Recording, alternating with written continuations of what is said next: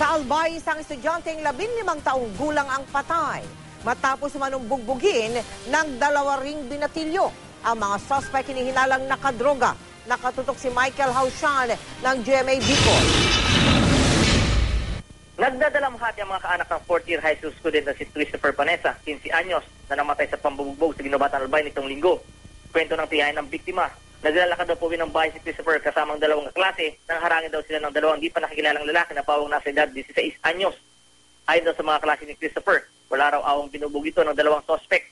Dahil umano sa tindi ng tinamong bugbog, namatay si Christopher. Posibleng lango raw sa droga ang mga salarin. Natripan po, sabi no, duwang kay ba, mga adik daw po talaga yato. Maski puro pa no, gusto naman talaga magkaayon ng ustisya yan, yung pangyada sa pamangkin ko.